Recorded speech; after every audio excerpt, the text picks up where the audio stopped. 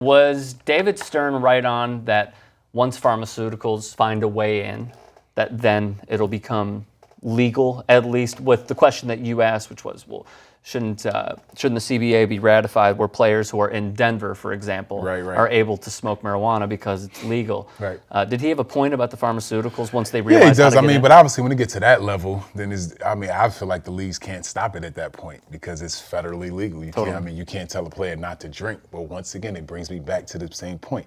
Players, it's okay to sell all these liquor ads we know obviously all the bad things that happen for people that consume liquor, and especially when they consume it excessively. You know what I'm saying? So I just don't understand, like, what is the problem if a player decides that he wants to consume cannabis and sit at home and watch game film? Right, totally. Or just sit at home and watch his favorite Madden show, or sit and play Madden.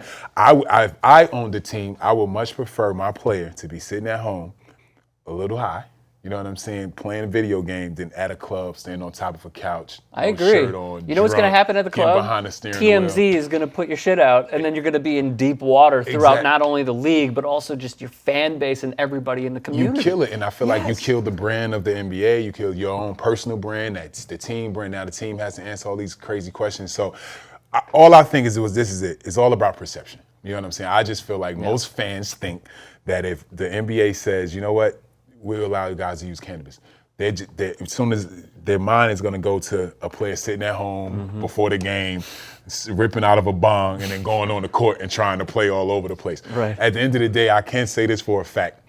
Professional athletes are professional athletes for a reason. They're professionals. You know what I mean? They're not gonna put themselves in position not to perform at the best that they can be on every night, because their livelihood depends on it. You know what I'm saying? You may have one or two bad apples, but those bad apples are gonna use it anyway. Right, and it's not a representative of the entire cause. And it's not exactly. You know what I mean? So I just feel like, we just have to first, and it's funny because I think we're moving in that direction anyway, because now that in the country we keep doing all these polls.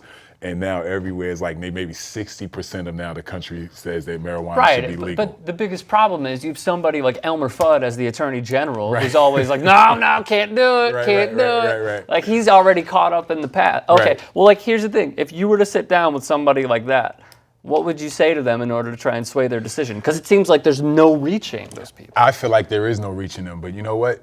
I would just say, you are a public servant. Do what the people ask. You know what I'm saying? If the people say, well, now you're asking too much. No, I'm just saying. Kidding.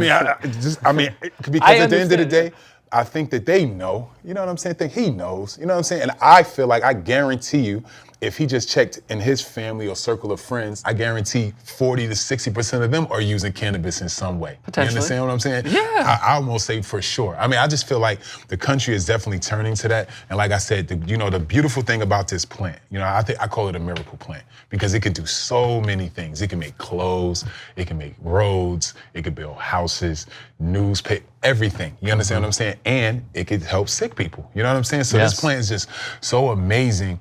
And, I just feel like, to try to explain that to someone that's just made an opinion, and I feel like he just has to stick by it, because I don't think he really believes that, marijuana is worse than alcohol, or marijuana is worse than these pharmaceutical drugs we're talking about that we know for a fact hurts more than it helps. We know that, you know what I'm saying? But it all comes down to the taxes and all that other stuff, and then who has the most money for influence and different things like that. But all I would tell all public officials is that we voted you in for a reason, and if we ask for something to be a certain type of way, do that, because that's what we put you in those positions. Especially if the majority of the country, it seems like, is totally in favor. It's so obvious, you know what I mean? So it's just, I feel like this administration probably will not do anything, obviously, to move the industry forward, obviously.